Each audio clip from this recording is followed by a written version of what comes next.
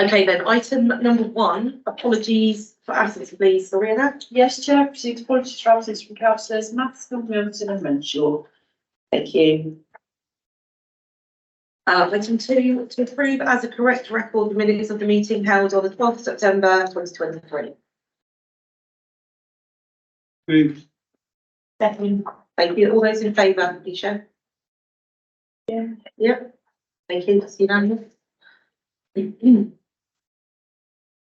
Any declarations of interest, item 4? I've not received any unless any are made now. No? Okay. Thank you. Item 5, to agree the agenda between Part A and Part B. There is no Part B, so we'll continue with Part A. Item 6, functions and structure of community safety in North Devon. Now, as you remember at the last meeting, we did resolve that we would like an item placed on the agenda that gave us feedback on community safety and crime sort of information, stats, that kind of thing. And subsequent to that meeting, I have had a chairs meeting with Tim, Rihanna and Caroline Lever, Councillor Caroline Lever. Where we looked at providing members of this community with more information about all of these things like crime statistics and operations, giving members an opportunity to ask questions of Tim, Tim's here with Kevin today as well. Kevin is our, what's your title? Community Safety Sergeant. Community Safety Sergeant.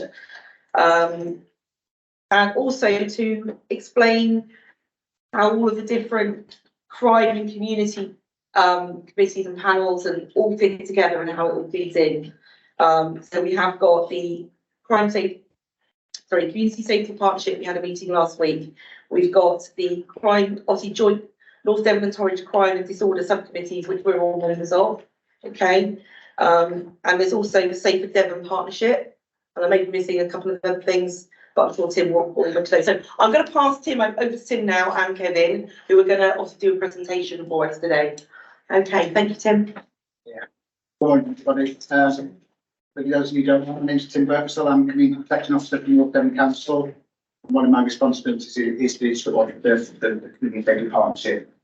So as Councillor York said just now, today I really just want to bring to your attention the structure really of the community safety part of community safety both in North Devon and wider partners in Torridge, and then the sort of overarching umbrella of what happens in Devon. And I've explained how the partners of community safety and our current priorities, and also how members, as you as members, can help to influence community safety, and I think most importantly our priorities moving forward.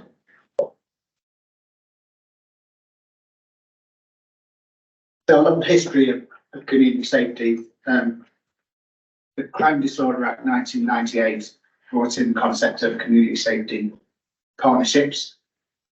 Section 6 of the Act requires responsible authorities in a local government area, such as North Devon obviously, to work together to formulate and implement plans to tackle local crime and disorder.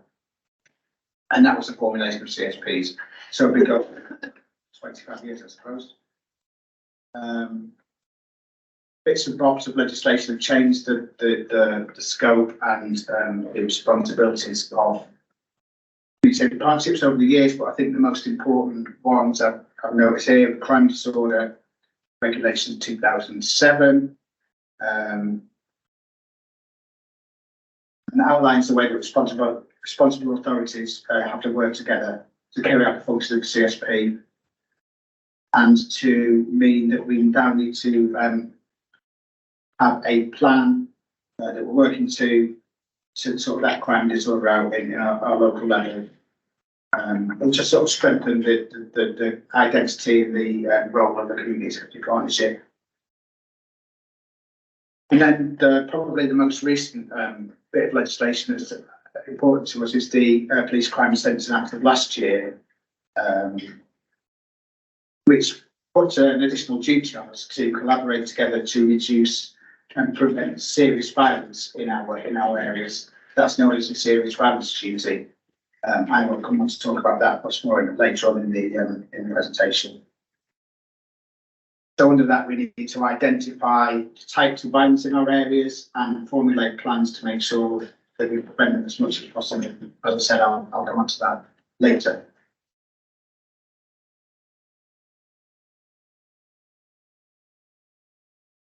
So we work with Torridge, and I'll come on the next slide, talks about our partnership with Torridge. But the important thing I think for this slide is that the statutory responsibility is with us as North Devon Council and local partners in our area. We work together with Torridge for the sake of, I suppose, the police work across borders, and it makes sense that we work together to avoid duplication of effort. But it's important to remember that the statutory duty is ours as a local authority.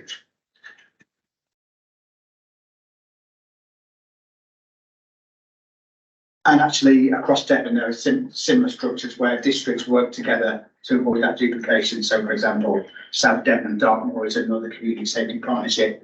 Eastern Devon, Exeter have their own community safety partnership. They work on their own, I think, mainly because of the size of the population there in Exeter. So we hold the statutory duties. Excuse me. One of those duties is that we have to be scrutinised each year, and as Councillor York just mentioned a moment ago, that scrutiny committee meets on the 30th of this month, and everyone's members here. Yeah. And it's your opportunity to scrutinise the chair and the work of the community safety partnership over the last year. That's one of our statutory duties. And anyone who's attended that meeting in the past will have seen that the meeting has to run in tandem, really. So there's a North Devon chair for that meeting and a Torridge chair, and that just sort of indicates that we are the holders of the statutory duty as a single district.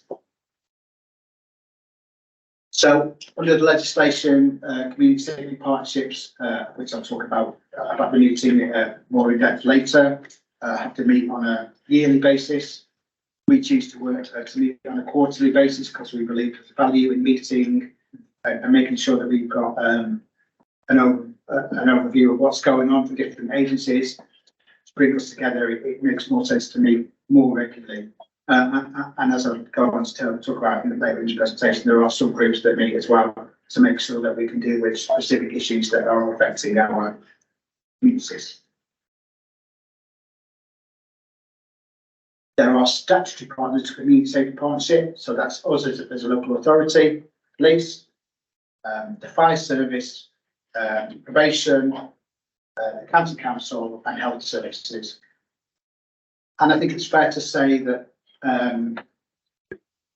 probably the drives of the community safety partnership are the local authority and the police. We work very closely together.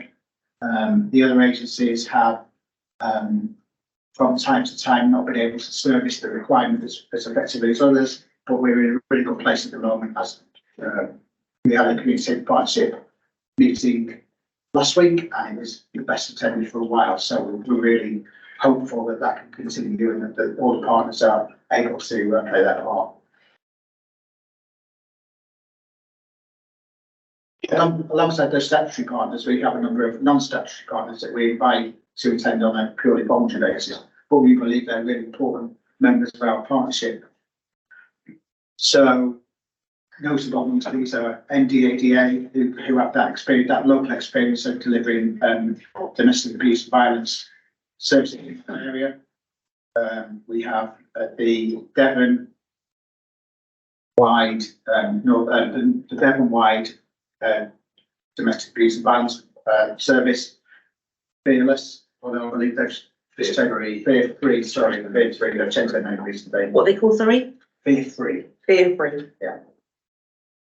And of course, they play an integral part in the work that both here and across Devon. It's obviously really important that the services are available for those who are unfortunate victims of those crimes.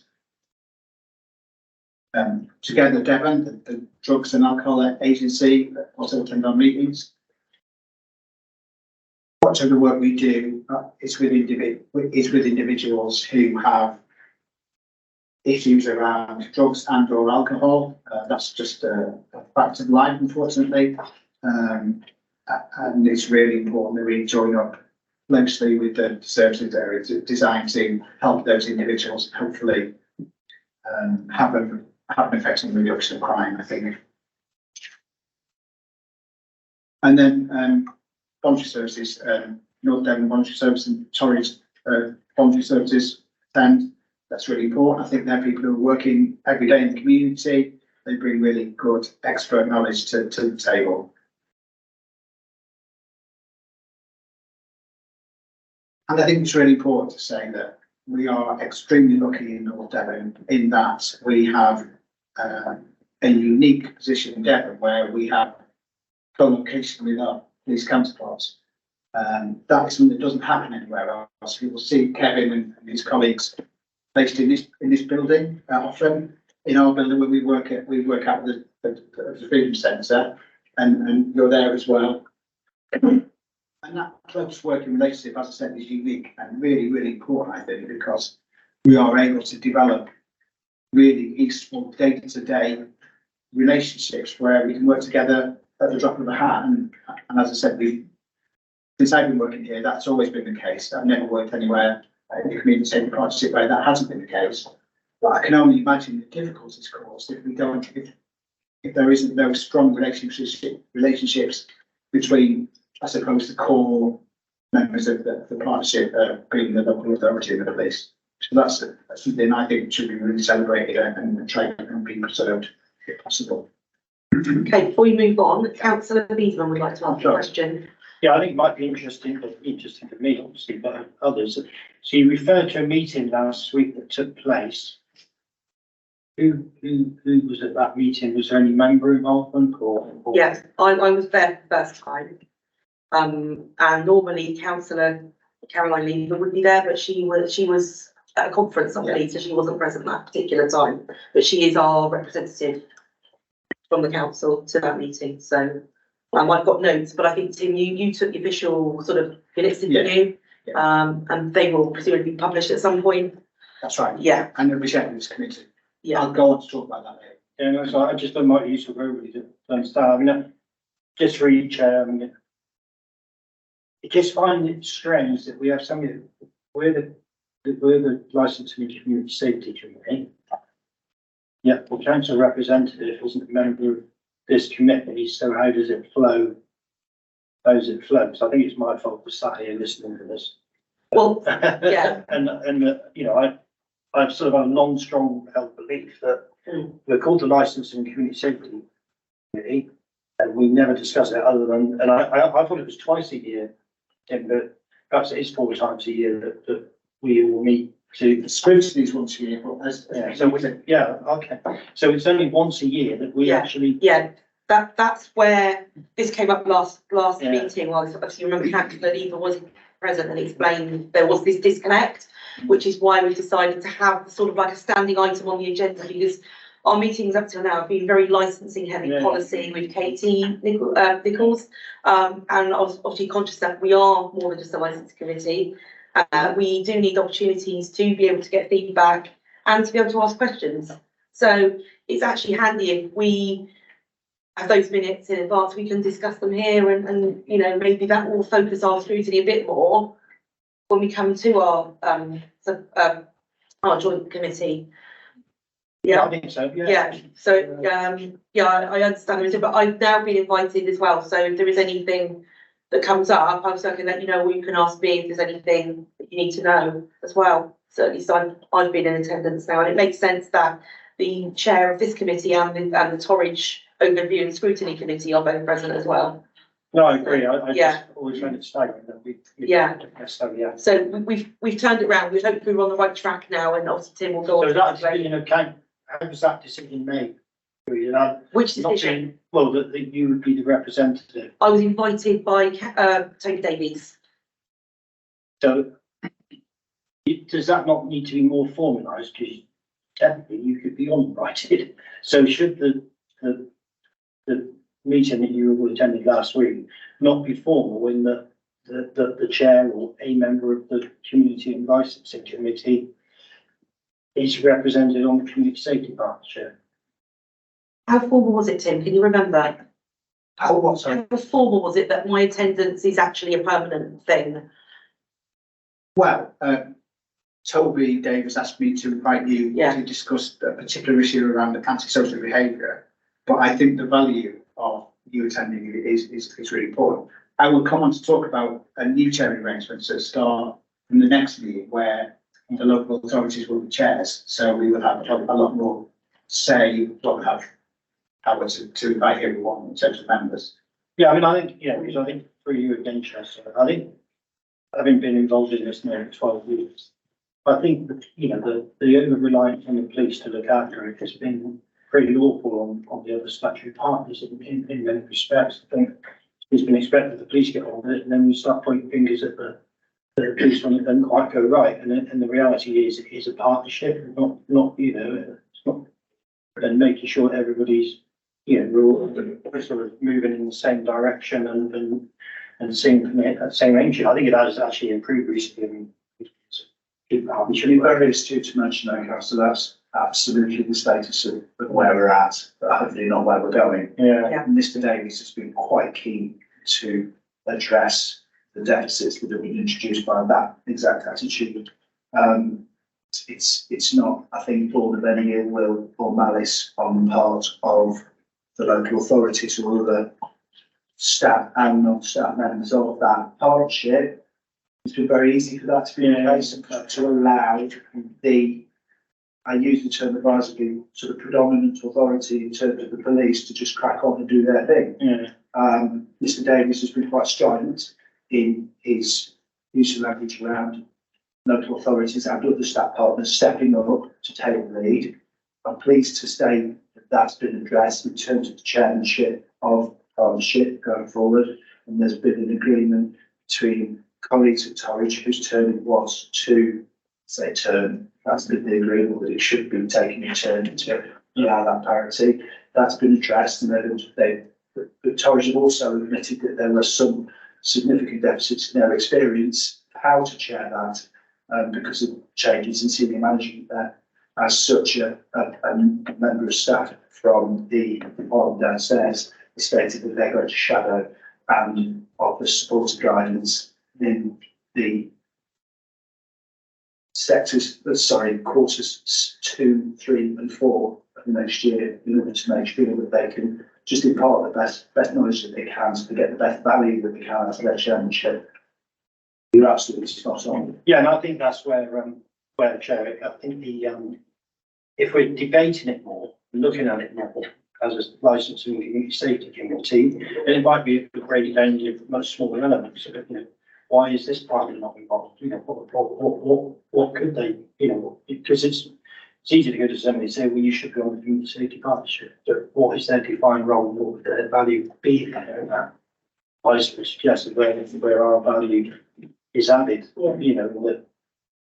Yes, so could I suggest an action then, Tim, that you feed back to that community safety partnership, that the membership of that committee partnership is actually debated at the next meeting and agreed that the chair of the licensing committee and the chair of the Torwich Overview and Scrutiny Committee are actually official members of that partnership. Otherwise, like you say, if we're only going as and when, it's not really very cohesive. It needs to be a bit more permanently agreed.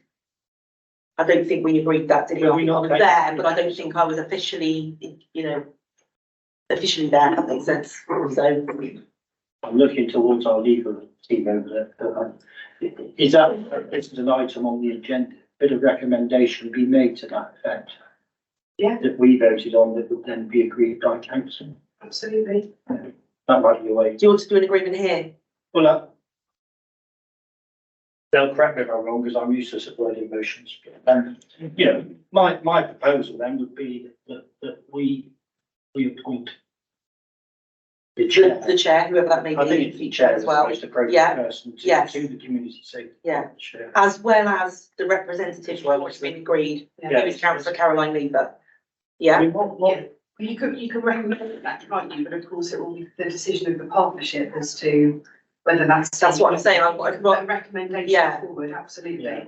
Well, I'll propose that. Yeah. And then it will get it moving rather Yeah. than waiting them up. Okay, can I have a seconder for that Can I recommendation? say something before? Yes, If well, that's all right. excuse me, let me just take the seconder first, Yeah, okay. and then we'll debate it. Sorry. Okay, councillor Hunt.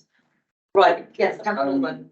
I fully agree with what we're discussing. But during my introduction, there was discussion around a lead officer for crime and disorder, I believe. The lead officer for crime and disorder. Yeah. Right. Or crime prevention, as I know it's not in, but I'm not sure that's been progressed. Perhaps we can establish if that is being progressed. That would be that's a higher level decision, isn't it? Yes, but whether we can see clarity, because I Mm. Do you mean a member, Chris, or a lead officer? remember. A lead member. A lead member. Well, I was told about that as well, but that seems to just. Yes, but whether that could be tied up as part of the whole discussion, clarity on that, and would that person naturally also become a member of that? Or am Then I believe that would be the way forward, yes. That's a part of that, but someone could look into that. Yeah, that's a discussion to have a more high level, I Yes, guess. more Okay, fine, I would. Talk council, but yeah. But if you could look into that. Yeah, bring that up at meetings, yeah.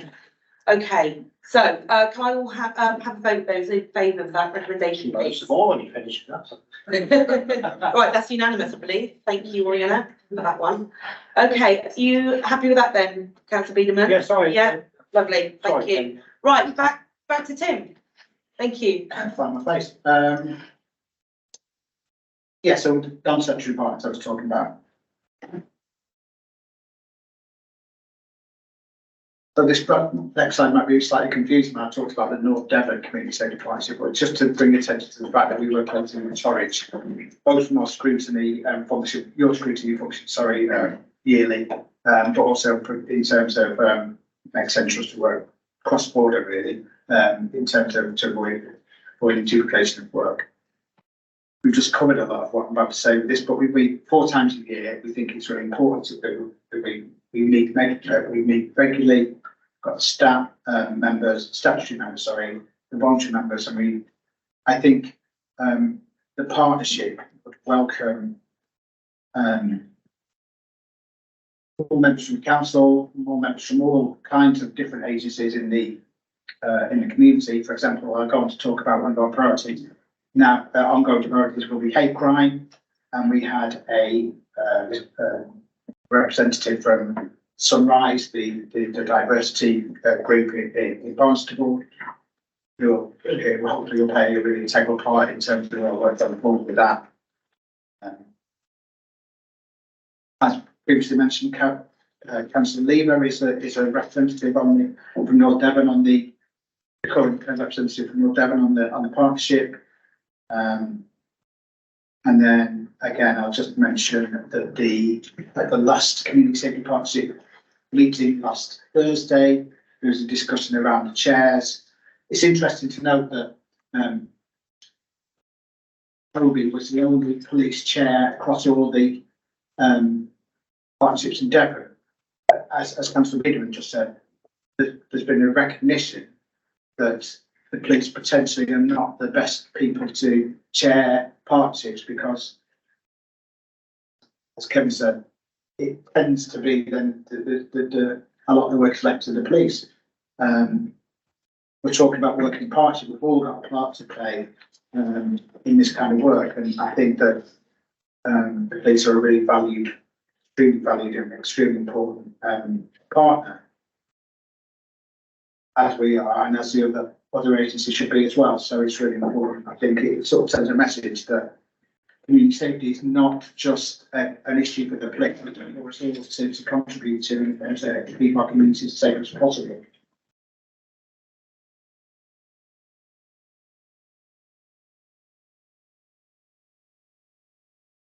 So at the meeting last week, we agreed that we will now go forward with 3 overarching priorities. Now, the third one is kind of a get out really, because it allows us to look at anything else really, but I'll talk through that. So the first one is serious violence, including violence against women and girls. Now, it's always worth saying at this point that we live in one of the safest areas of the UK, and we should never forget that. I'm really lucky about that. It's really positive. but that doesn't mean that people aren't victims of crimes, of violence, every day, unfortunately. I mentioned that this duty has been put on us across, as it has been across the UK. The serious violence duty, I think, was designed predominantly to address issues around youth crime, what are known as gang, or what we know as gang crime in major urban centres, where people are, we have obviously we were aware of things around night crime and things like that, and instances of deaths, things. That's where we don't have those same levels of issues. Serious violence duty allows us to assess what our biggest priorities are and then tailor our work around that. A lot of that work goes on at a Devon level. Of course, we contribute to it.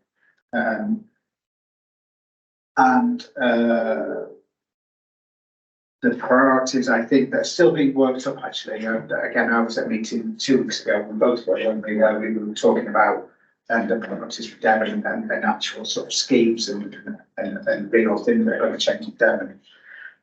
And the priorities are very much around prevention in the youth. Kind of idea that people are sometimes find themselves as children, as really young people, find themselves already on a path to criminality, to potential use of violence, and we're kind of really interested in trying to address that at a young age to prevent issues prevent issues bubbling up as people grow older. There's a local recognition as well. Yeah. But I think it's a powerful voice in that Devon-wide conversation that the challenges that we see in some of our larger urban areas, mainly Exeter, aren't those that we experience in this part of the county. However, the recognition, I think, is that we have every chance that could be the case here. And we can't close our eyes to that just because they are isolated incidents and not prevalent in this part of the county. So the serious violence duty that we are rightfully bound to discharge led us towards the focus on much more children and young people and much more hard-to-reach groups. So focusing on those children who are in care placements were vastly more likely to tread a criminal path due to adverse childhood experiences. People with special education needs, such as speech and language and communication difficulties, people who don't have English as a first language, people who have been either dislocated or removed from their communities, either forcibly or through any sorts of issues that are well without their control, especially as young people, or, as Tim's already alluded to, adults who've experienced multiple complexities of tragedy and adverse experiences, are people that we should be focusing on as a preventative measure. Focusing merely on symptomatic criminal episodes does have its place. Of course, we as an organisation are duty bound to react to that, but being proactive about what the causes of that are is a serious and beginning theme in respect of the serious violence duty. Sorry, Tim. And then part of, I think, an unfortunate part of serious violence that does happen in our area in wider Devon is violence against women and girls, and we know that domestic abuse and violence is prevalent in our society, as it is unfortunately everywhere. We need to work really hard with the agencies that are set up to address that, to, I think, one, bring attention to that issue, and to, in the same way that Kevin mentioned a moment ago, to try and prevent people from going down that path, really, and to work being proposed at a Devon level. Now, I can't get the details of yet because we don't have them. That will go to try to prevent some of that domestic abuse and violence that is unfortunately seen in our communities. On a smaller scale, we have been, as part of the series grants, we've been given a small amount of money, £4,000. We've got £4,000. Charlie's got £4,000 to do a kind of local initiative on serious violence, and we're just working on plans about which were likely to be around domestic abuse and domestic violence, and we're just working on plans about how best we can spend that money. What's the best way? What's the biggest hit we can do with that money? To improve services or to improve prevention around those issues in our local community. And of course, I'll keep this community up to date with the plans that we make around there. Very early stages, we've only discussed last week, so we don't know yet really. Second priority is safer streets and social behaviour. Kevin's talk on that, please. As you know, it's something that comes up in the media in regular conversation. I'm sure we've all been affected at some stage or another by antisocial behaviour. It's obviously a term that was coined, I think, by the Fabian Society many years ago, and one that's sort of entered into sort of regular discourse on a day-to-day basis.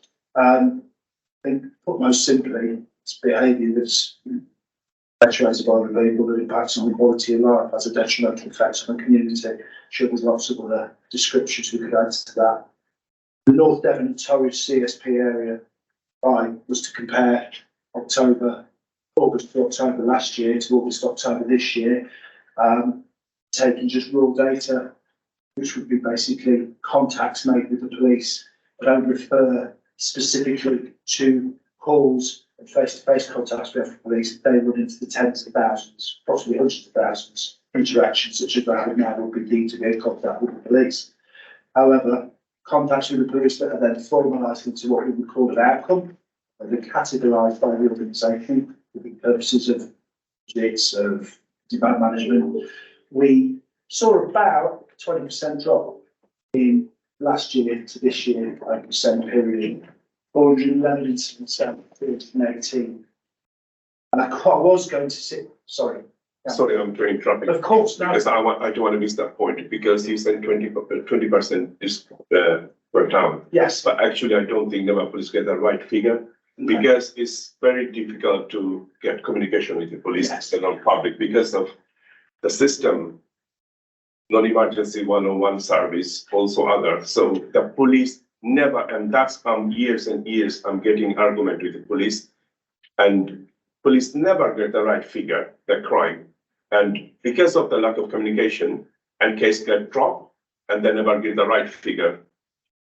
And that is, I raised that in Middlemore Police Headquarters when Sean Stewart was the chief constable and all the key officers. And I said, this system must have to be changed. Because this system, police never getting the real figure of the crime. And that is get increased.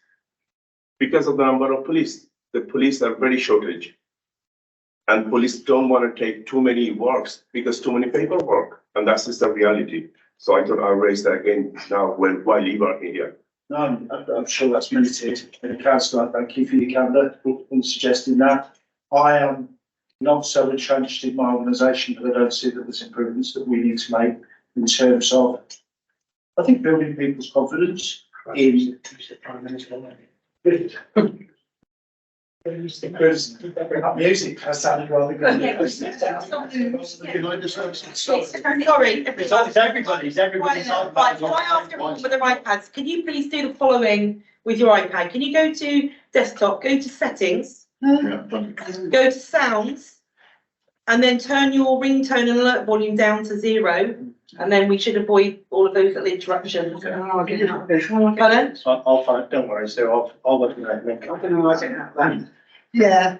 You just press the button to get back to your desktop, press the circle, right, go to settings, which is the little grey icon with what looks like gears and cogs on it. Okay. And then you go down to sounds, which is the red volume, and then there's a slider which says ringtone and alert volume. If you bring that to 0. All right, thank you. Sorry to move. And also, Councillor Youssef, if you could just let me know before you put your hand, when you put your hand up, and I can insert you into the debate. Thank you. Okay, thank you.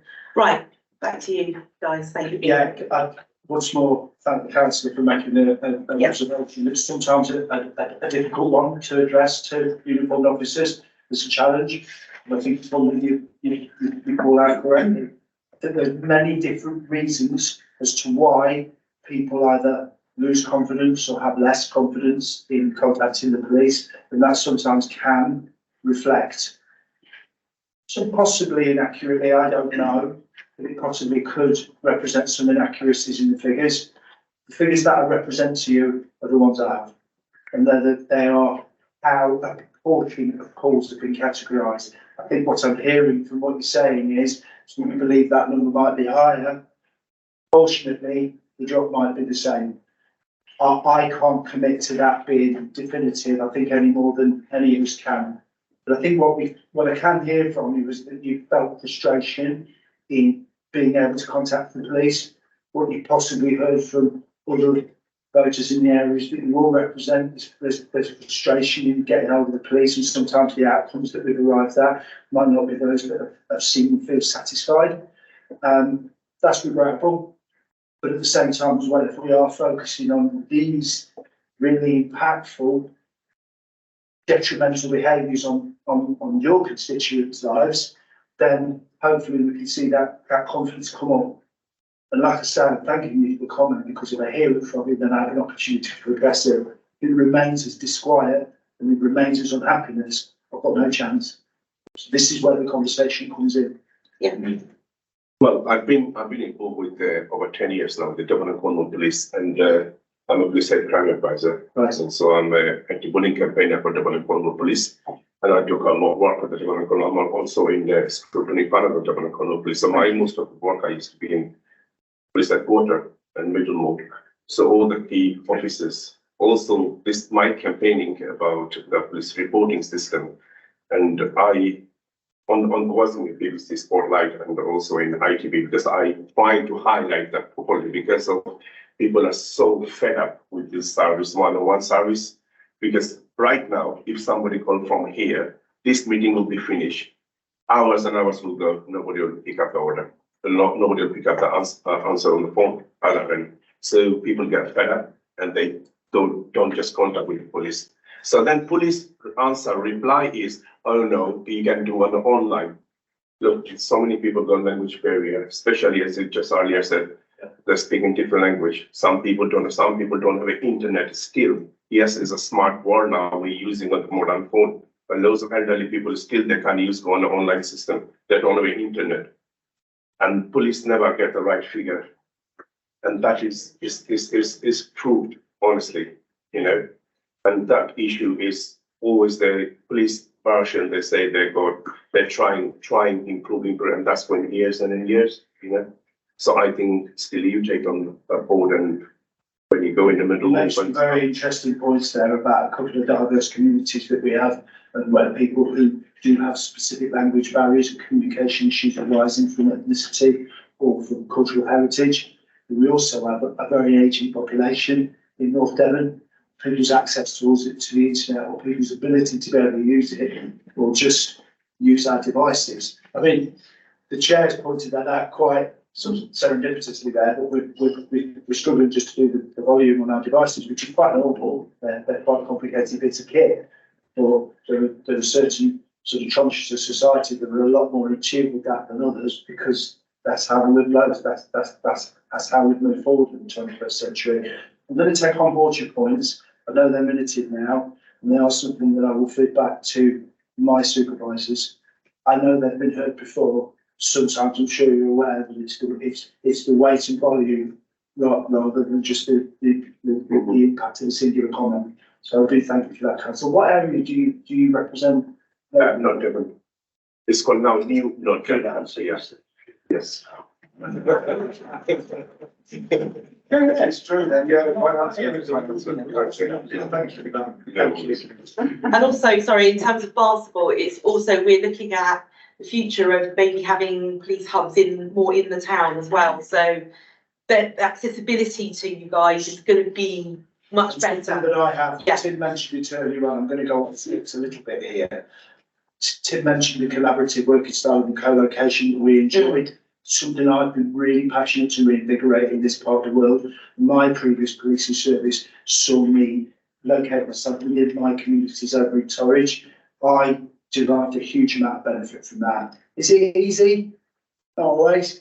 And it's very difficult to manage one's demand when you are at councillor usage point is perfectly made when you're able to tell me what the problems are and you can discharge your issue really quickly and you can feel satisfied. That doesn't do a great deal to manage my demand. It's my job to manage my demand, not yours. Well, maybe we could look at a sort of triage system, maybe.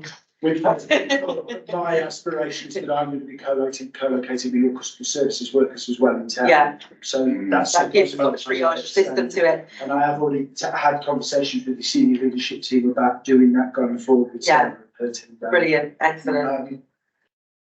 Councillor Beedham, I think you. Yeah, no, just really quickly, because I think, like I say, you just brought up a absolute valid point that we've all been frustrated about for years. The 101 system simply doesn't work. And then when it's the low level stuff, you know, you just don't bother, do you? I mean, but it's going to be really real positive. I think the question we should be asking is how can the partnership work better to actually, when I've sat with our team out there in the call centre and they are brilliant. You know, their knowledge across, you know, they are brilliant. And that's the key in it, that people want to speak to somebody, don't they? They really want to talk to somebody. I mean, we would get it for certain, don't we? We get the phone call, you know, it's normally because they've not been able to actually speak to the person It's they frustrating. speak to. So I think, you know, going into the town centre is a fantastic move in my opinion. I think hopefully, you know, as a partnership, we advertise that fact that we're there and people can, you know, pop in there and speak to somebody. I mean, I don't want to cue the size that we already don't. But I think you know, once you start talking to people, you know, and one, I'll say it now because I've wrote it in my notes. One thing I'm really surprised not to see on the priorities, and I think this is where this committee could add value, is feeding into what we did priorities. There's nothing up there around mental health, and the reality is, mental health to me is the biggest thing that is impacting our communities, and then it manifests itself as probably some of those things that are up there that, you know, and we have that partnership.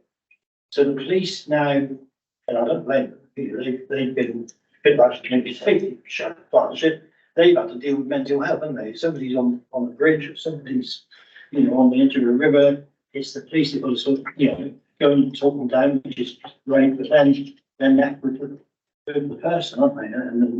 And the police are stepping back from that, but they're to leave. Yeah, well, that's what I was So going to who's say, next? yeah.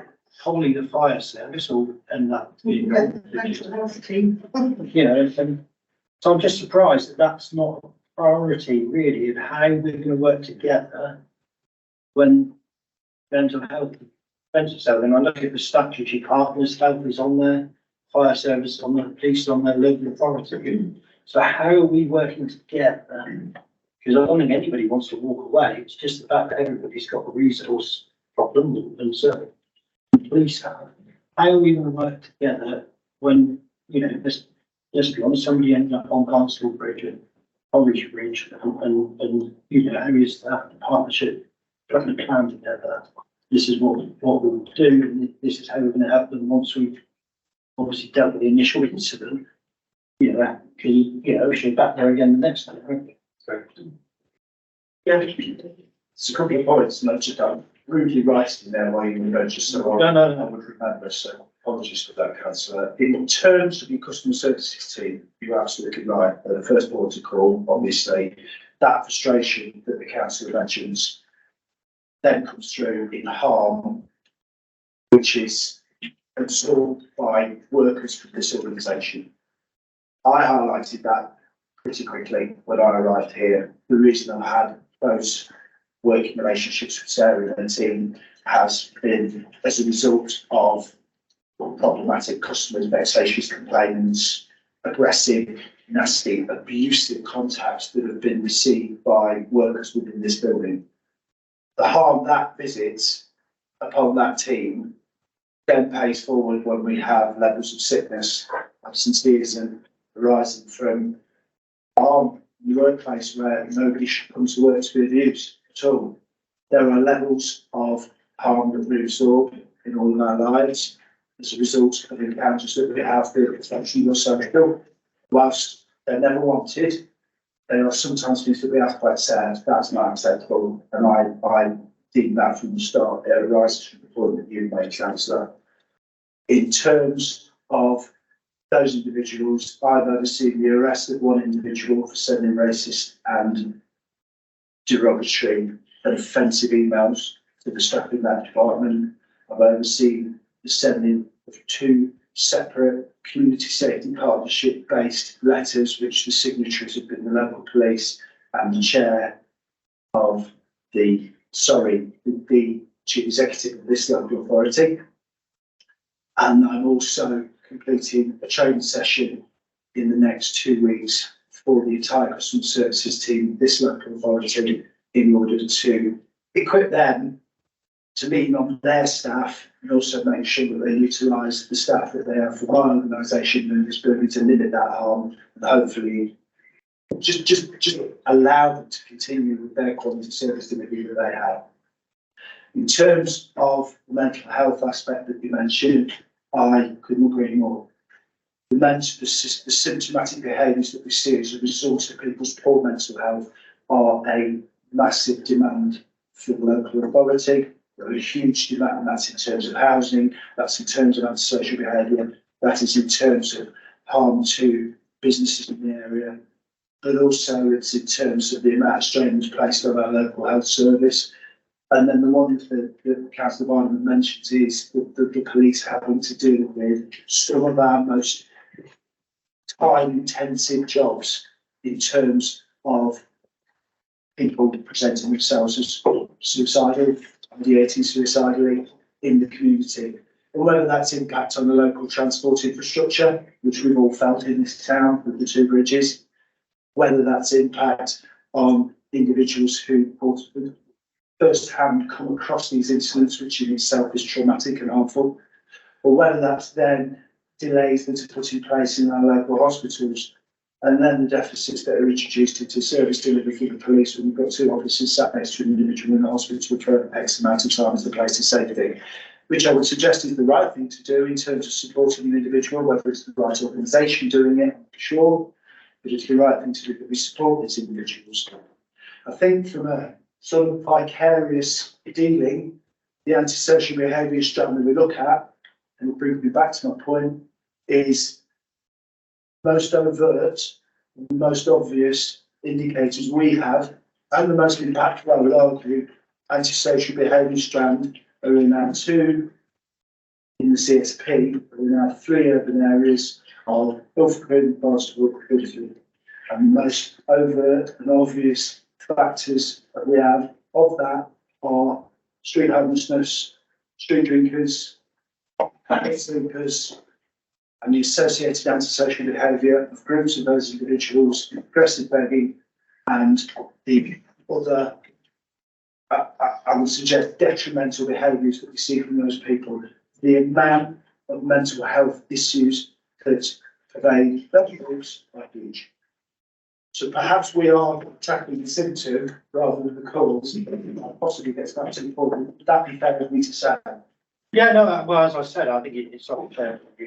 As I said, I think, with mental health, then you see those behaviours up there. But I just think if the parts are going to work together, you've got to recognise mental health, be a trigger, and how we jointly targeting how we can help people.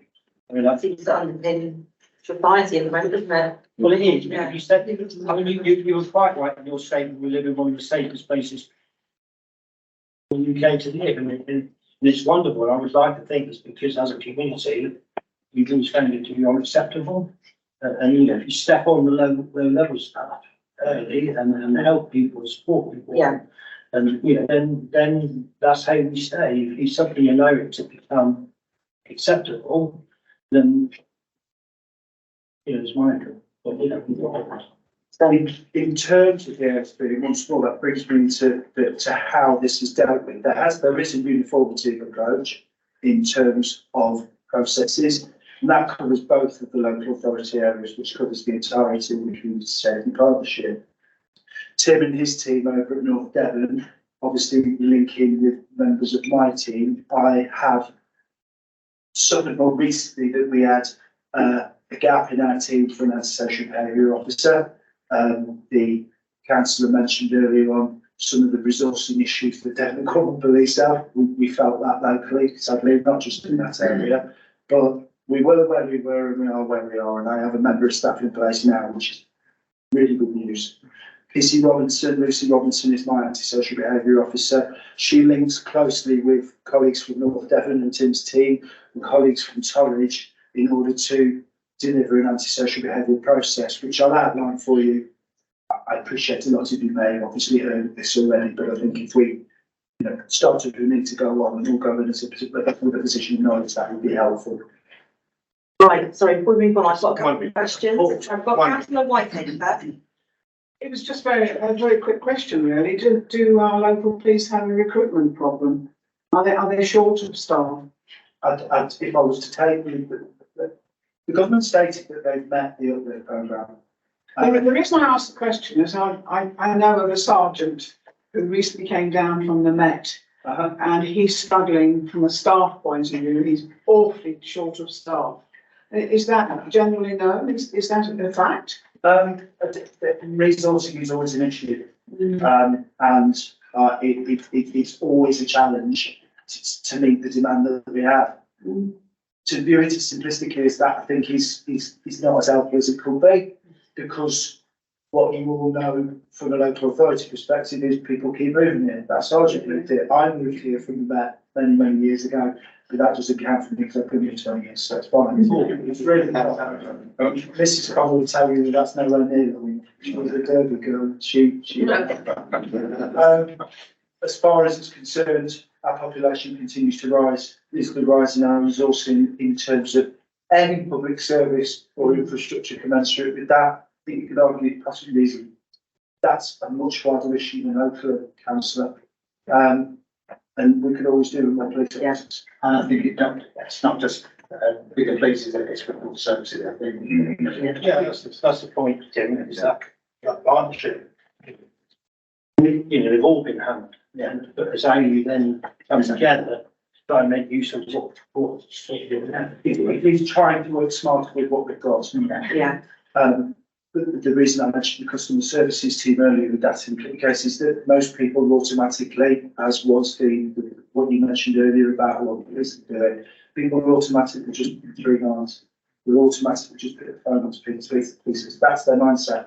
The local authority are actually the lead responsible for antisocial behaviour, not police. But generally, when antisocial behaviour is witnessed, people will ring the police. So it's how we work about that, working smarter. But it going back into what you said, the problem is, you're right, people, same old people. Worry is those people that are giving up and not important stuff, it's the worry. That's something about it. That's how you have to build that trust. Actually, somebody does want to listen and does want to, Okay, councillor Youssef. Yeah, what I'm just saying is my experience, because I'm years and years with the police, okay? And third party reporting system, okay? So I do a lot on behalf of victim. So that is my experience. Also, we've been talking about the antisocial behavior. That's the antisocial behavior to tackle police or the PCSO, the police community officer. Do you know how many police community officers? Only 150 officers cover whole Devon and Cornwall. Yes. It was 350, cut off half. Only 150. Now, how many towns? Devon and Cornwall. How can 150 PCSO can cover up? Antisocial behavior, it would go up. It would not go down. Because police is not around. It doesn't cover. It should be police. The recruitment system that they're trying to get through the police, they're trying to, this is I'm talking about because there is subject hate crime as well. They're trying to get from PAME people, Black minority Asian people, the police on them. And there is the people things. There is in that institution, there's also racism. And I raised that issue. Kishan Suarman was a chief constable and Paul Netherton was a deputy. And I raised that issue also, because if it's not going to increase in more police, then it would not be stop these things, you know. And especially antisocial behavior, it will go raise continuously. I think the thing that I'm hearing there is that the apathy that it can introduce into communities, it comes as a result of a lack of response and a lack of satisfaction. I hear what you're saying in terms of the Black, Asian and minority ethnic communities. I'm a child of the first generation immigrants to this country. My mother arrived here in 1959. I've been raised, as you can hear from my Midlands twang, in this country, and I call it my own.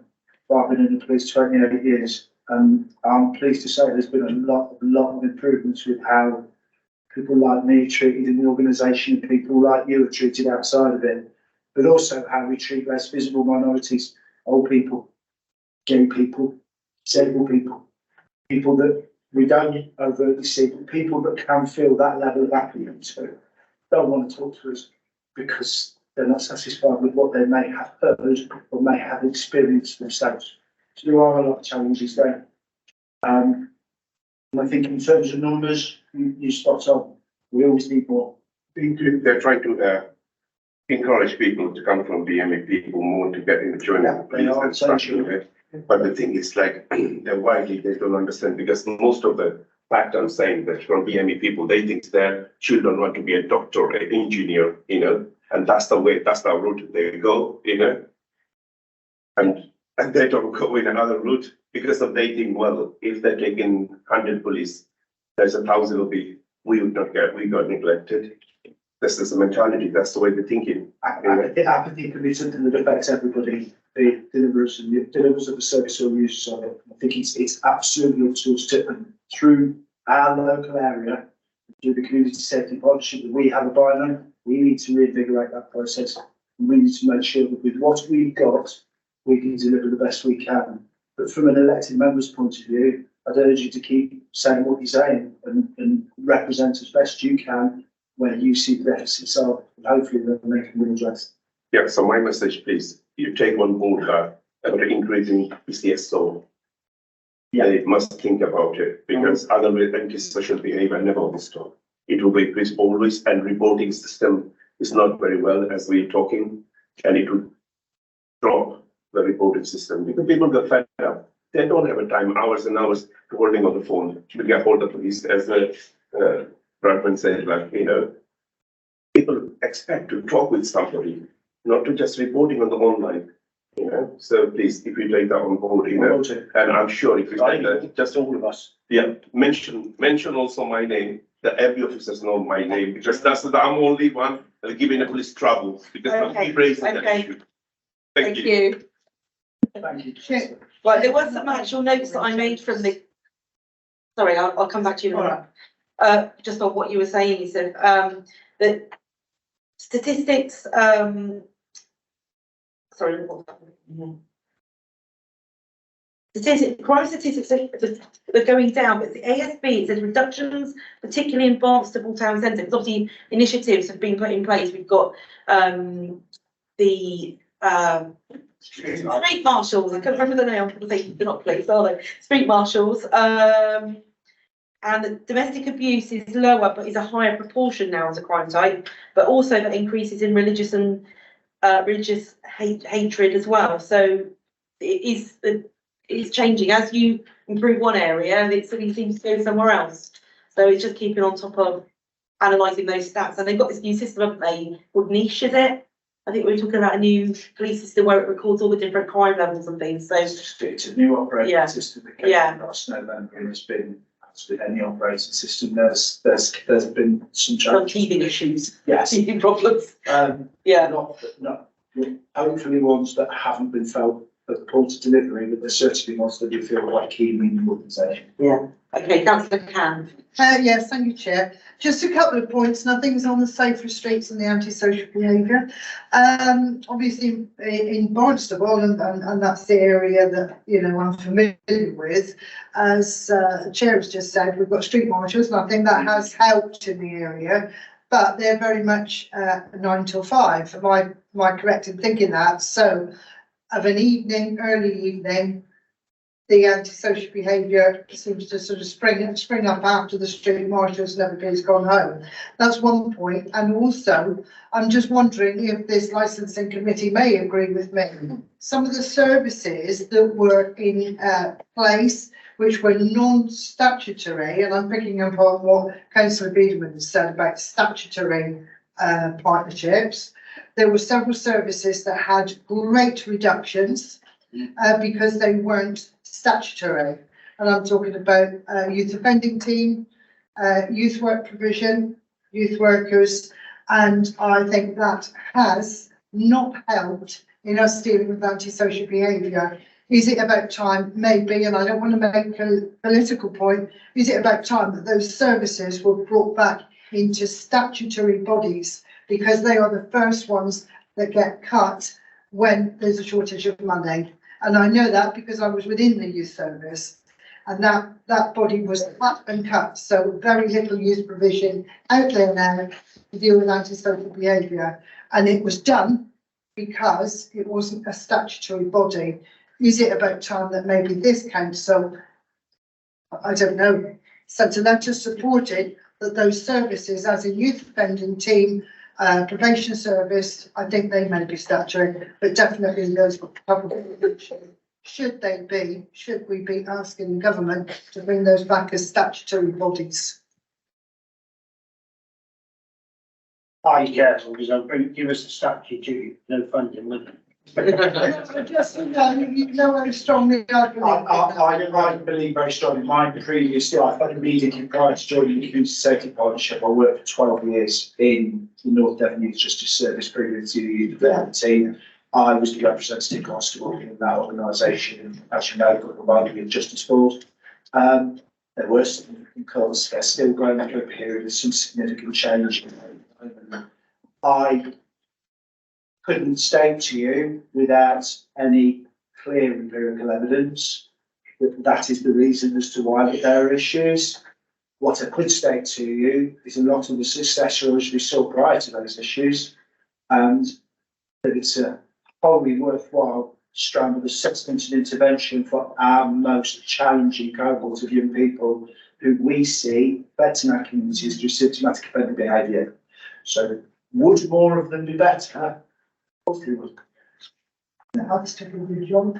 Councillor Biederman? Yeah, I mean, I enjoy hit it down on the head, but so this, and yourself, Chair, actually, the street marshal scheme, just remind me, that's funded from the crime commissioner's office Safe streets. for a set amount of time.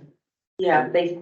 I thought that was stopped, and I thought that council was funding it until. Is it Okay, March? but My concern is, and obviously, it seems like from, sorry, I can't remember opposite. Kevin, what he said earlier, and I'll take on board what Yusuf was saying, right? There is a bit of that, but I think obviously the street marshal scheme has other successes. So shouldn't we as partnership be actually looking a bit closer at that? How it's successful, why, and facts, so that we can be bidding into money to actually, because if you just get off at some point, you just say, because I mean, whoever is funding it, I mean, no doubt we're under pressure on budgets. I think that's exactly the case. So the council agreed to fund it after the Safe Streets Fund stopped. So as someone said a moment ago, it's due to stop in March next year. And I think, we are looking to alternative funding arrangements for it to continue, because there's no question that the figures show that it's had a really useful impact. The valuations that we've done have shown that the public enjoy the fact that there's a uniform presence in town, I think. But see, Devon County Council, North Devon Council, the police through the PSCOs, we have dog wardens, we have 3 dog wardens. So actually, we've got a lot of people out there on the streets, some people that are out there, and they're not just out to fire the block, some of them, not to fire, but why are we not looking at them people almost being you know, a community safety officer or something that actually has the ability to find somebody for dog mess, littering, smoking cannabis, Virility. whatever other antisocial behaviour, whatever race ASB is presenting itself, with the appropriate training to actually signpost them to, well, actually, be bored. Oh, there's the Barnsley Town Marching Youth Band, you can join, you can, go and join, whatever there's this, try and get, we help, because we've actually got an army of people out there already. What we end to do, is go into silos and, two mortgages, because there's nobody in South Melton, Ilford, or Bilford, are there? It's all focused on, it's clearly a success in Barnsley, so actually there must be a way of expanding it, using the resources we've already got almost. I think it's fair to say that all those groups that you, or all those employees that you mentioned a moment ago, so the street marshals, the parking attendants, that kind of thing, are all in regular conversation throughout the day, really. A lot of that is coordinated by Kate Morton, the antisocial behaviour officer of the council, but also the CCTV room, Barnstable Town Council. It is a really important resource, I think. Conversations go on daily between people around about it, streets, our antisocial behaviour warden officer, sorry, and the CCTV room to make sure that we are as coordinated as we can be. I think there are some. Yeah, but Tim, I think you're missing my point. I think it's the community feeling, isn't it? So if the community just see a parking civil enforcement officer as somebody's going to give them a ticket if they go over 10 minutes. Yeah. Of their time. Whereas actually they could be an awful lot more than that. And if they started to see them as a community support officer or whatever you want to call it, enforcement officer, because I just think it shouldn't just be about parking, No, I agree, and I think steps have been taken. parking. Steps have been taken to go along that road. I'm not privy to why they've not culminated in actual action, but I know that work was undertaken to sort of designate them in that way, but it's still something I can find out why that has. Because I mean, I completely Yeah, no, agree. it's not the answer. I just Yeah, putting it out there as a I way. think it makes perfect sense for, if we've got representatives in the community that they are multi-skilled, multi-helping, and able to do, able to address things that they see. Makes sense, doesn't it? Yeah, the town council sort of joining up, isn't it? It's got, we've got a town centre ranger, we've got two community developers who, one of which was Ella from One Barnstable, is Ella from One Barnstable. So she's connected to loads of different agencies and groups. And I know Rosie, who's the other one, Rosie Mahoney, is leading on a new youth network. So getting all the youth organisations together to help try and address some of the issues that are popular. This is obviously Barnstable, I don't know about other towns. But yeah, my whole point is But- and public, Yeah. you need the public to know about it. And you can have a rural ranger, can you? Because rural areas, Yeah. they have their problems too. It's not just the town centres. Yeah, well, put your thoughts, these are thoughts that are great because those are great ideas today and we can, if you can formulate some sort of structured questions for the next scrutiny meeting, then we can, move forward with some of these ideas, can't we? Yeah? Okay, Well, right. just remember that partnership, Chair. I just think we get the partnership. Quite Yeah. passionate about it. And I'd like. And all those, members of Discussion that. in what are the fire and the others listed? We picked on ourselves and we picked on the police. What about the others? Yeah. What are- Then we've got, right. Do you want to carry on, Tim? I don't know how many slides we've got. Right. Can I just say that while we're on subject of social behaviour, briefly interrupt. We were an anti-social behaviour steering group. I was going to maybe address that. Perhaps I'll leave it to you as the chair. It's no more simplistic than that, and I think it's sort of either a precursor to this or an extension from one of the issues we discussed at the moment. One of the issues that we've seen across Devon and in other areas is that we don't have this partnership, don't have this buy-in, and the whole terminology of collaborative working has become so successful in virtually all aspects of what we do. It seems something of a no-brainer if you pardon the phrase, that we wouldn't go along and do that. Why would we not extend that to one of our most important work, important areas of business that is the most impactful as far as I think a lot of people are concerned? And I don't mean impactful singularly. Clearly, our most serious crime types, serious sexual violence, murder, serious rape trafficking conditions are our most serious crime types, but our most impactful, the one that affects the most people on the most frequent basis, is this thing. It is antisocial behaviour. Subsequently, in this part of the world, what in this CSP, what I've reinvigorated my predecessor, Sergeant Brook, who I think some of you may have seen address this committee prior, this meeting prior, got together antisocial behaviour steering group. Ordinarily, the police would discuss this in silo. We would talk about our problems and we would test them out and go out and speak to our partners separately. What we've put together is a meeting whereby we invite the community safety manager for Torridge, the community safety manager for North Devon, and neighbourhood team leaders, which are neighbourhood police officers, neighbourhood police sergeants, my opposite ranks, working on the different areas in Holsworthy, in Oakhampton, in Ilfracombe, in Barnstable, in Bideford, in Broughton. We also have our ASB officers, such as Kate Morn, such as Ian MacGyver, who's the opposite number from Torridge. Our licensing officers, North Devon and Torridge, will be invited.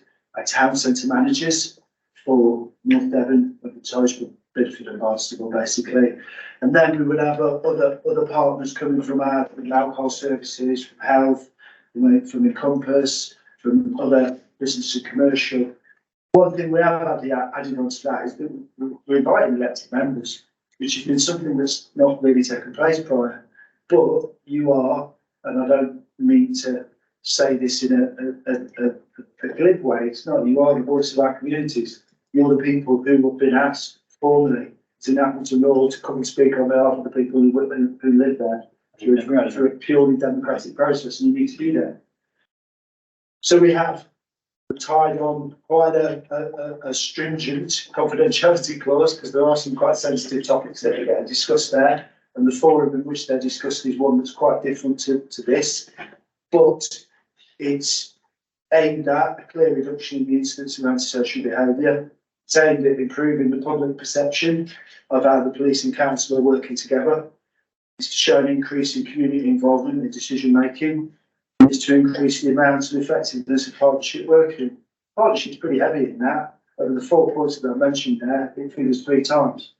Those water cooler conversations we tend to enjoy in a co-located environment. We're looking to replicate in more formal settings and meetings, so that we can all actually discuss what bugs us the most, what bothers us the most, what causes our most demand. So that's something that's taking place monthly.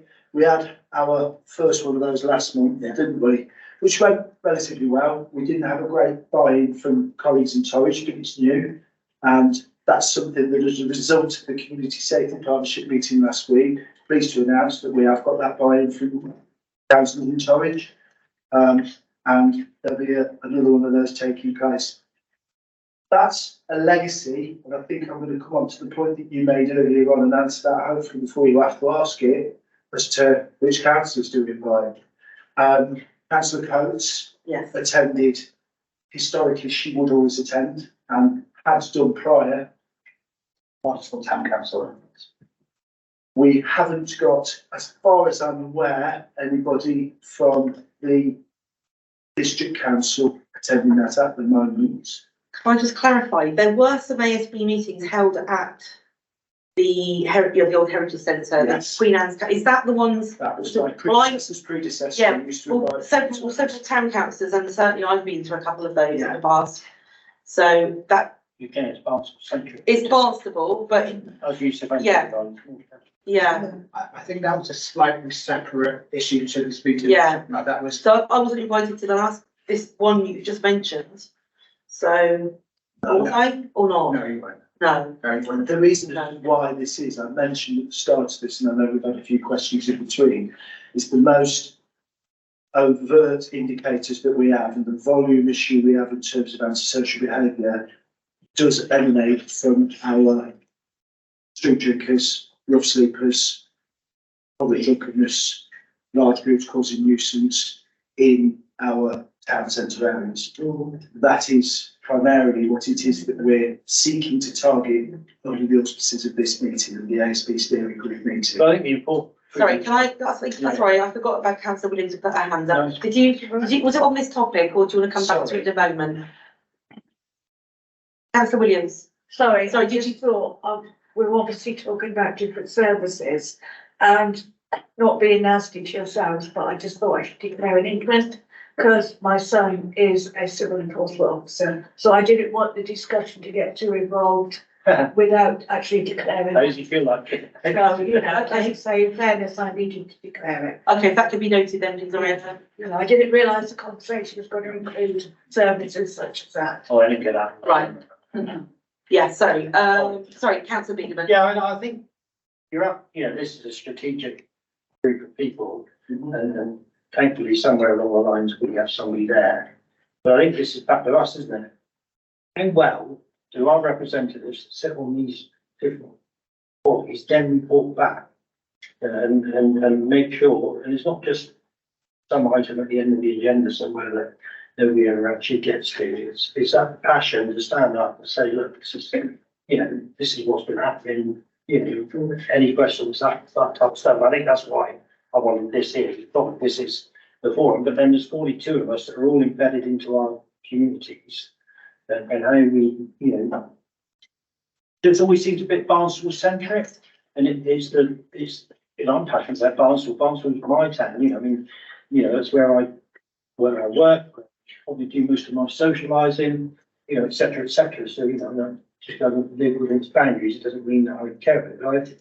I also hear what other people say, and it's not, you know, it's a lot of everything. And I think, you know, to hear that in no disrespect Barnstable Town Council, there's a member of Barnstable Town Council that's sitting on this strategic thing. What should be happening is so many North Devon councils sitting on it, into my mind. They're feeding back to every councillor on this council, who then goes to every parish council and town council in our area and feeds back. So the actual message is actually coming down. That's a question I've got about that steering group. Who's that reporting to? Which committee? This is what I was talking about, the structure. There are all these different crime and community safety groups. What's the structure in terms of reporting back? Which are they feeding into? And who are all the committee members? We need an overview, I don't know, a document or something so everyone can refer to it. Oh, this meeting, this is about, so we have meetings feeding into that, and who was there? So all these meetings that are now coming to talk about another couple of minutes, are all subgroups of the CSP. There's subcommittees of that, or subgroup, working groups, okay, right, okay. That priority is the driving force between the reinvigoration of that. I see, right. And subsequently, we are charged with strategising. Be nice to have a kind of like a map of how it all works together, I think, don't you guys? Yeah. I should say. Yeah, that would give us an ability to scrutinise. Yeah. Can you help us after we have the, Good morning. the Devon, the bigger, review? Joint one, yeah. Better understanding of it. Yeah, okay. Right. Anything else? There is an operation that's being put in place at the moment, which we are doing our level best once more. Referring to the council, I'm sorry. I've been the one to do that. No, it's fine, it's helpful, but it's an operation which we're putting together, which I'm not going to unhelpfully name at the moment because it's got a silly name, as they all have. But that operation is in conjunction with the local authority and ourselves and part of the surrounding that, not least the street marshals as well, using a sort of green, amber and red warning system in terms of antisocial behaviour in our town centres. We're going to start out at Barnstable. I appreciate that this Barnstable centric, that is where our most of our demand is. Yeah, no, we can always will be. And that's where it's most keenly felt, in terms of population. But it's just basically allows officers working in partnership to signpost individuals to support and advice. The alternative is that it can be escalated through letter 1, letter 2, community protection warning notice and community protection notice, criminal behaviour order escalation process. The mission is to just develop and implement a multi-agency approach. And it involves the statutory, private and voluntary sector, and it is aimed specifically at dealing with local nuisance and antisocial behaviour. We have had some emerging issues in Barnstaple in terms of that. I've made a list of them. I don't think it's helpful for me to go through and tell you all of those. A lot of them you may have heard about. If you hear about them for the first time today, I don't think I think that's sort of the tail wagging the dog a little bit. I don't need to be telling you about it. I think it's incumbent on me to hear about it. Is that you tell me how I deal with those. That's the issue. If I've got that right. What I would say is that we have had a specific degree of success with colleagues who work within North Devon District Council, not least in Tim's team, who have been instrumental in delivering some of the highest level criminal orders in terms of the most frequent recidivist offenders in terms of ASB. And that's something that arms my organisation in isolation with a great deal of teeth in being able to deal with that. The operation we're putting together hopefully will give us the opportunity to extend that further. If there are any more questions. Okay. Cheers, Tim. So the last one of our priorities, we've got to call emerging themes, and as I mentioned a moment ago, this is really just for us to be able to deal with anything that bubbles up or any other issues that are happening in our communities that we want that are part of those priorities. And the meeting we had last Thursday, we talked about hate crime. Have been some recent incidents in Barnstaple, some regional racist literature, some incidents around the Islamic Cultural Centre, and also there's I think national and international issues have an effect on people's behaviours and views and all that kind of thing on local level. And I think it's really, really important that we deal with that really, that we acknowledge that hate crime is a blight on our society. It's something that needs to be dealt with quickly.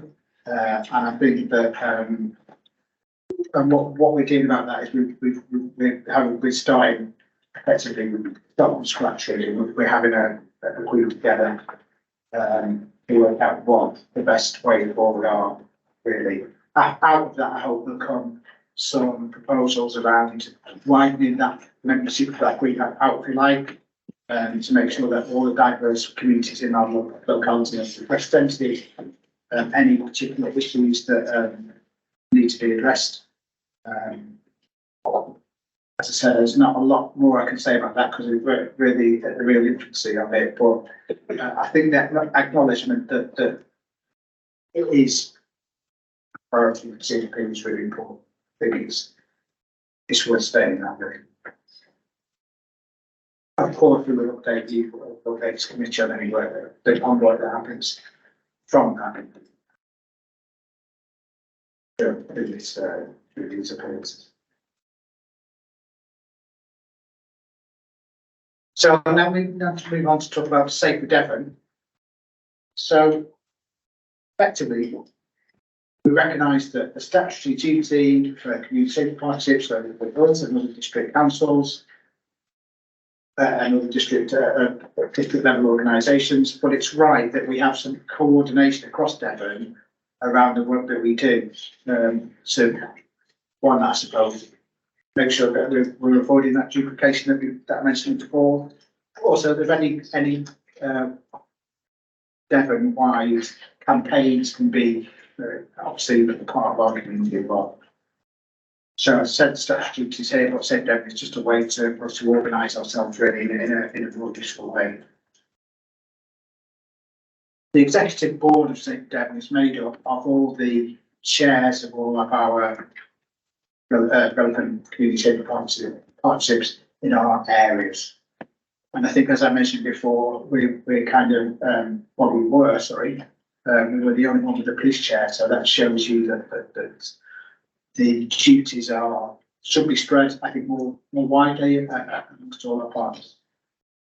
Again, they meet on a quarterly basis, and they set the direction really of community across our county. Now, we obviously have an ability to do our own thing here, but things like the serious violence duty that we mentioned, national legislation, need to feature, I think, in community partnerships. So, and a lot of that will be done on a cross-Devon basis as well. So we need to be aware of what's happening and be able to contribute to it. More subgroups. So there are subgroups of the Safer Devon Partnership, and they are youth crime and prevention. And a lot of that work, again, will be focused on that serious violence. That new serious violence duty. Also, we'll talk about those things around the lack of youth services or the withdrawal of youth services. Space, the organisation who run what's left of youth services in Devon, are part of that group. And we talk about both the direction of youth services across Devon, but also issues that are happening across, again, in particular localities like ours. And I suppose that group is there in some way to address that deficit where those youth services have been withdrawn. There's an acceptance that there's still issues that need to be addressed around that. So that's one of the groups. And the other one I want to briefly mention is the Devon and Torbay Prevent Partnership. For those of you not aware, Prevent is a scheme to prevent people being drawn into supporting or planning acts of terrorism. And that subgroup is really important because, again, we need to monitor that all our authorities are taking prevent duty seriously.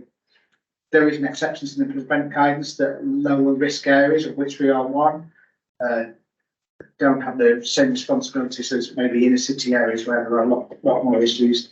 But clearly, we need to make sure that we cover that as district and the Devon and Torbay Prevent Partnership holds us accountable to some degree that we've got things in place. So as I said, I think Safe Devon is really important. Umbrella organisation, what we should be is slightly sight of the fact that we have this technical duty. And we have freedom to do things locally. I think Toby, as chair, has been very, although he sits on St Devon, has been very keen to reflect our local concerns in our local CSP, and that's something I think.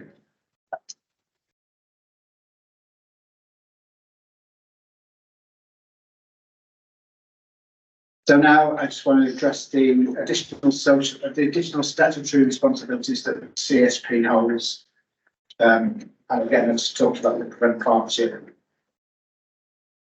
Prevent guidance says that there should be a local multi-agency organisation, multi-agency group, I suppose, that looks after Prevent in our area. And because we already have a community safety partnership, we take that on board. It doesn't have to be the community safety partnership, but it makes sense. The people who have that statutory duty for Prevent are the same partners as the community safety partnership. And as I said, Prevent, the aim of Prevent is to stop people supporting terrorism or to become involved in planning that kind of thing. And it supports a rehabilitation of people who have been following that plan. And there's an expectation of all those statutory authorities that I mentioned a moment ago to make sure that everyone protects in that way. Friends, referrals. So if someone's identified as as opposed to the risk of what we call radicalisation, they are submitted to what's called a channel panel, where groups of experts sit around and think about what's the best intervention for that person to steer them away from the path. And over the last 2 years, our CSP has been part of those panels for people in our areas who are opposing, who need to be diverted away from terrorism, supporting terrorism. And we attend when there are local people being discussed. And I think that, again, we're a low risk area, clearly. Everything says that we are, but we do still have people who go through this channel process, people who have shown signs or admit to supporting terrorism. They're not on the path to planning anything like that. To be honest, but they're not supportive of that. It's really important. I think that we can play a role in making sure that people are diverted away from that kind of support. Because obviously what could happen with that is not worth thinking about. Very just about Yes, go ahead. very good. Education is not part of the statutory recruitment, so surely the place you're going to pick up sort of stuff is in the education sector, potentially. Yeah, they are part of they have a prevent duty. They are representative at the Devon Partnership Group, and they're obviously in the channel panel, so they are very much a key player. Sorry, I was looking at okay.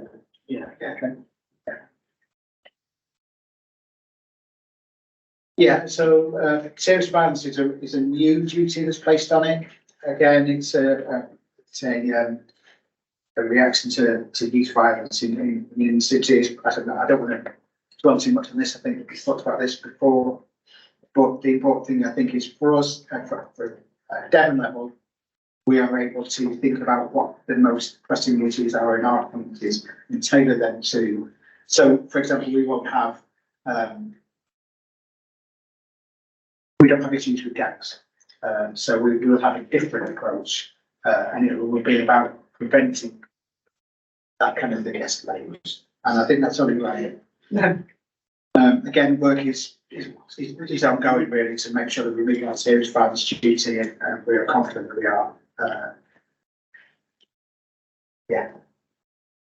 And then the final one is domestic homicide review. So if an intimate partner is killed by their partner, or there is an incident of suicide where it's found that issues in the relationship that could be contributed to that, then those deaths are reviewed for lessons learned to make sure that we can minimise that happening, obviously, and any lessons to be learned. These, again, the statutory duty is on us as a CSP, but Safer Devon does that for us. We make a financial contribution to a Devon-wide group, and the reason why that is because there's a very strict way of doing these reviews. A very skilled position of chair who does complete these reviews, and make perfect sense for Devon to have one apparatus, if you like, to make sure that that's done. But again, statutory duty through us, and it's unfortunate, but we do have a number of these reviews that take place in our area, both in the wider Devon. It's only right, of course, that deaths like that are reviewed properly, lessons learned, and I think you can be assured that is taken very seriously.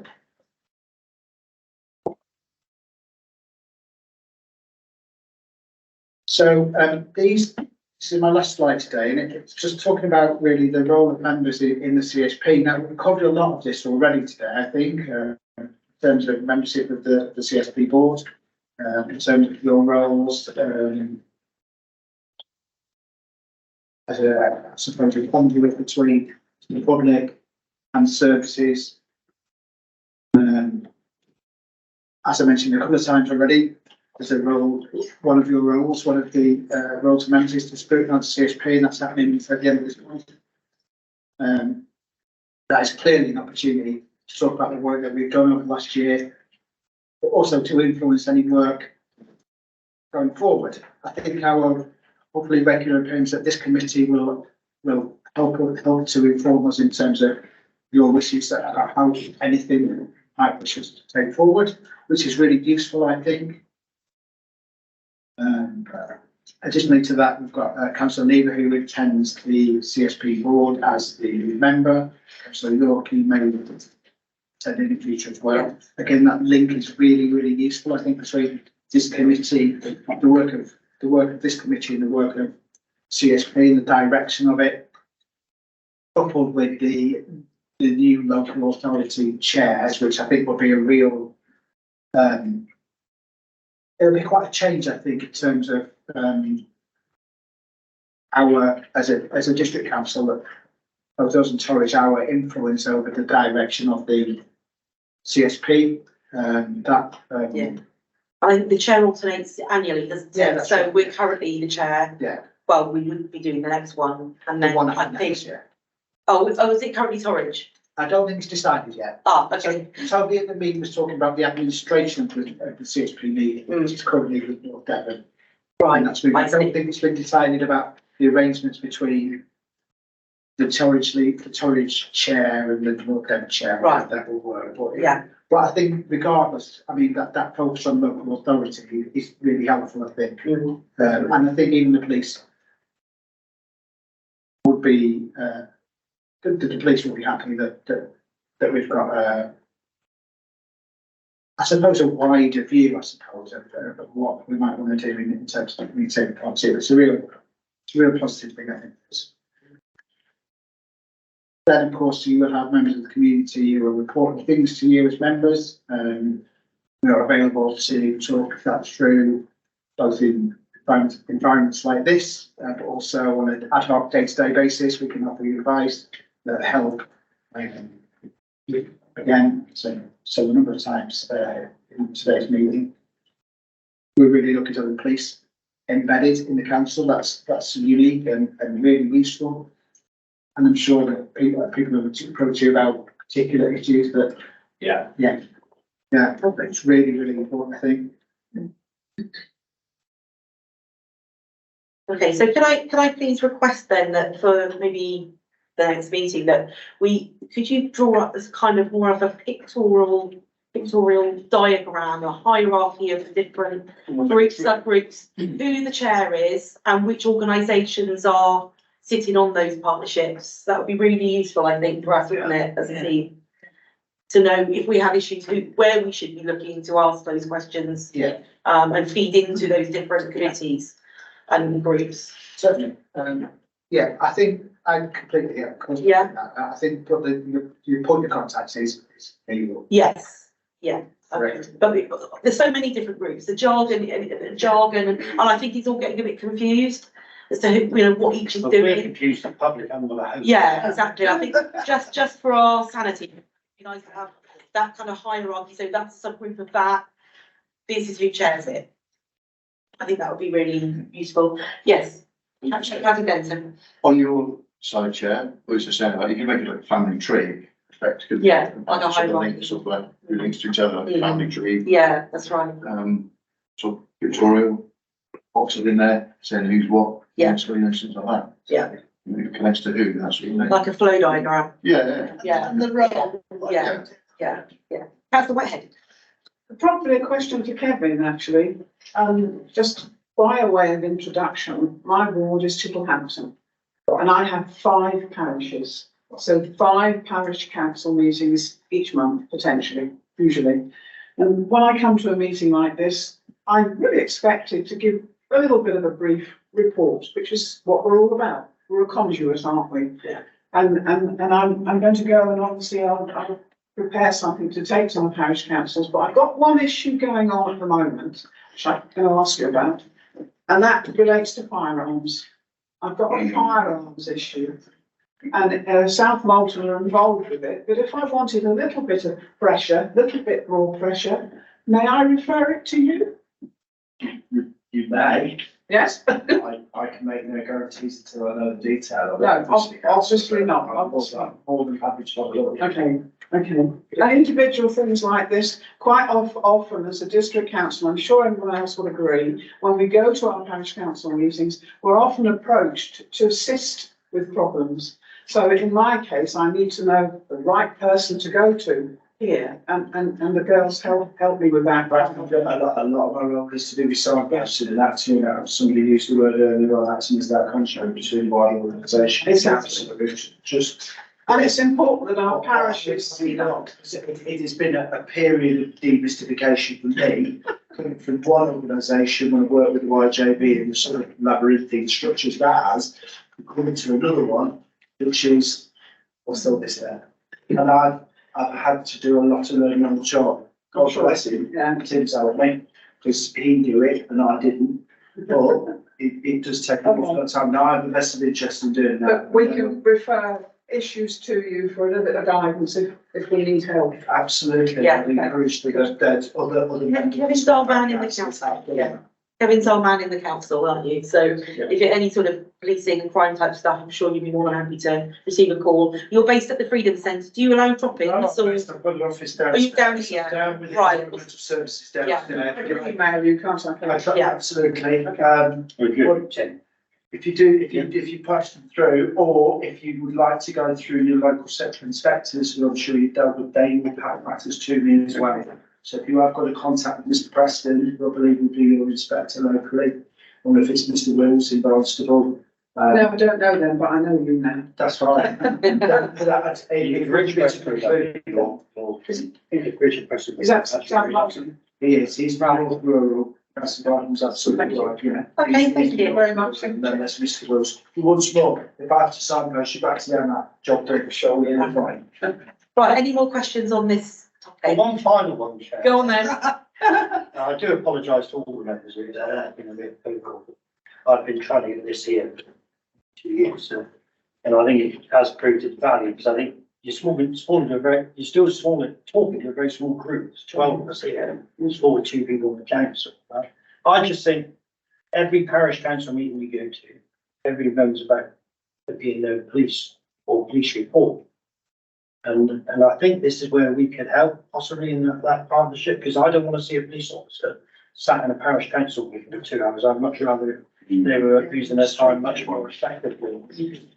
So how do we get reports back to our parish and town councils? So it is Sue's complete right. How do we pick up on it? But also I think we could be probably helping. I don't expect you to answer this question now, but it could be a way of us actually being that voice back to the community. And even if it's just getting that bloody website going so that it actually updates and we can go on there and pick it up and go back, you know, with that message, because I'm looking right here, there was a nod that way, but every parish generally has a police report, and I think probably needs to come off, but something to replace it.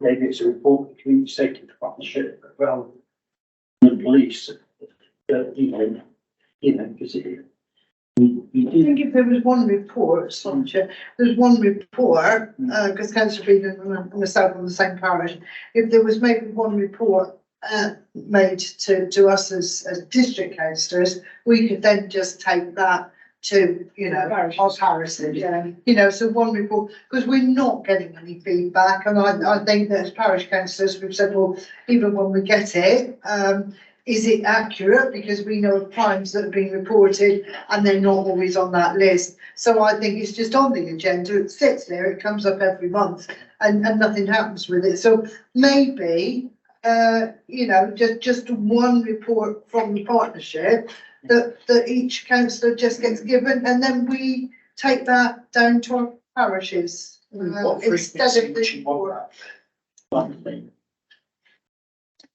So for those who don't know, Barnstable Town Council does have well, it's every 4 to 6 weeks we have our full council, and we do have Inspector Andy Wills usually will come in, he gives a report, even if he's not in person, he goes in. Yes, sorry, I've lost my train of Oh, thought. I'm sorry. So, Yeah, but I think. look, hang on. Yeah. So we have this report, and even if Andy doesn't come, it still goes in, it still sends a report, and it goes into our agenda pack, or is subsequently sent out if it's a bit late. So I'm struggling now to remember how wide, because Barnstable isn't just Barnstable Town, it can be Flemington, Bickington as well. It's out, it's Greater Barnstable, if you like, isn't it? So I'm just struggling to remember whether those statistics go on for the Greater Barnstable. Can you remember? Oh, yeah, I don't, Saeed? sorry, Charlie, you're misunderstanding me, certainly.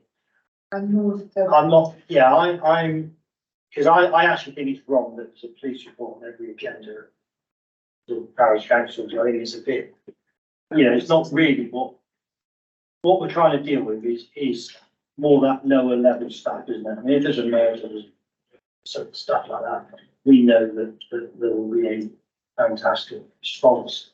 And it can be dangerous actually, because it can see on our report section stuff, suddenly everybody's running wild, thinking that there's, somebody running around the streets, sexual predator. Well, actually, in the city, must it was still a domestic incident, if you like, in the hips inside the home. So it can be quite dangerous that it comes up as a list of stuff with no actual legal detail around it. It can be, I just think perhaps, some sort of report, some sort of base community safety to every parish and district council. Because, it can be everywhere, antisocial behaviour, that low level staff. It's Just making the community making that relevant to the communities that are circulating it, and relevant to more targeted areas such as Barnstable is a much easier job than making it relevant to, The outlying parishes. check that one. Well, like as Sue said, she's got 5 parish councils, I was I've just got 4 thinking, for my county, I don't know, means there's 168 parishes out there. Or something like that, I think in North Devon, I think it's 168, it's in that region. You don't really want a police officer marching off to 168 parish councils. I mean, it Put that back then to those parish meetings that you're talking about. What do they want to hear about? Context and I think a bit of what you just talked about, really, in the chat, in that it's that contact, isn't it? And I don't think even our own district councillors who represent at those meetings really knew. And this is why the councillor Denton and Chris, on the chair, were talking about a family tree or, chart that shows, so that we know exactly, when they start making about there being no police report, I don't know what happens at Ranking or shit like that. We don't have that on the agenda, I like that. Okay, so certainly a lot will do. And I think, likely if we can go back and say, well, listen, actually, how you report most of the stuff that you were interested. that's absolutely serviceable. What's a specifically larger challenge is you must understand I've got to replicate this across Torwich as well. And it's going to be relevant specifically because many of those areas of North and Torwich. So this isn't just Yeah, no, I'm trying to reduce your work, not increase it. giving people the most, but I'm entertaining the council with all due respect because it sounds like a decent idea. So I'm just wondering as to what that would look like and how that can be something that then has legs. Because doing it on one occasion is great, people will like that, but I want to manage expectations, but at the same time as well continue to deliver. If we're going down the road of doing this and having it as a standing section on people's agendas, I wanted to have value, I don't want it to be there just for the sake of it being there. The first one, that challenging with regards to the map that we hopefully mentioned, some sort of pictorial What me, as well. yeah, well, isn't there a portal that you can go on to see crime in your area? I don't know if that's still That has been in the past. Once more as well though, you made mention of the fact that there's a sexual assault. Yeah, In 28 years of policing, I think I've come across 2 stranger sexual assaults in my time. the rest of it, yeah. The volume of them is in the tens of thousands. That type that we are most fearful of generally does not happen, No. generally. But then when we think about our CSP priorities that I talked about a moment ago, for example, hate crime or domestic abuse, where we might feel that issues like that are underreported, it's a really good way of bringing attention to those kinds of issues. I think things are through this way.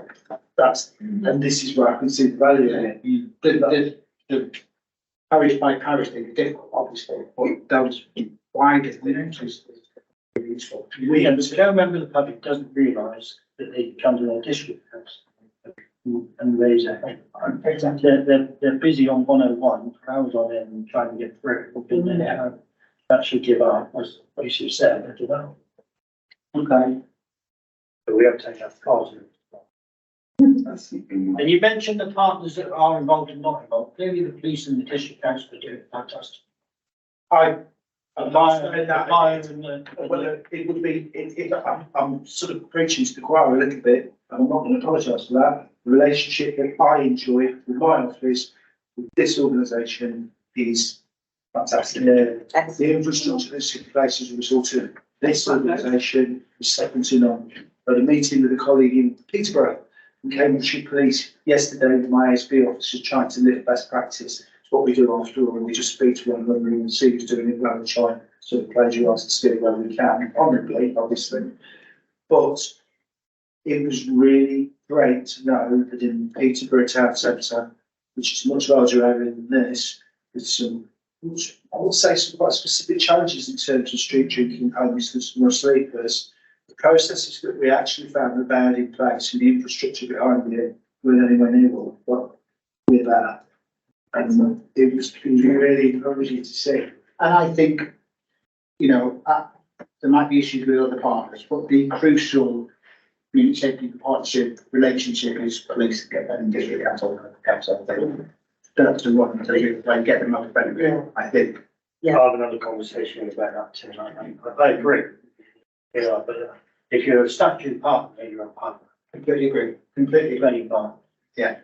Right, thank you very much for your report, and I'm glad to see it's a great working relationship between you both. So, yeah, we'll keep on bringing these items forward to this committee and see how we can mould it into a really good working partnership between all of those different organisations. So, Is it in person, for me to just mention at the moment that if I am called to invite out via. sorry, say that again. Is it impertinent for me to mention now that if I'm putting invites out for the ASB steering, can I add to that? You may, yes. Wish to sort of devolve that to any members. Yes. Please do. Yeah. Have to manage numbers, obviously, all 42. You only want one, but you're not actually the one, it's pretty easy. Yeah. Precisely, but I'd leave that to you, Chair. Yeah, sure, of course. Thank you so much, Yeah. Councillor. Brilliant.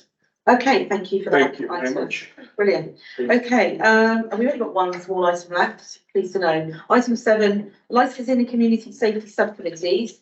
We've got the minutes of the licensing and community safety subcommittee of 25th of August 2023. Hope you all had a nice time reading that one. We sat through it. Yes, Look, an interesting. I was, Yeah. it was very, Yeah, Yeah. very interesting. very interesting. So do I have a mover, please, to approve? And second there, and all those in favour, please show. Thank you. Just thank you on the end of that, as I chaired that meeting, for the support. It was a difficult one, but the support of, you know, the staff, the licensing officer, everybody involved. It was, You needed to carry the safety partnership. yes, it was difficult, Yeah. but, you know, we had the support Okay, of the staff, and I just thank them very much on the day. thank you, councillor Cowden. Okay, I'll close the meeting. Thank you very much, everyone.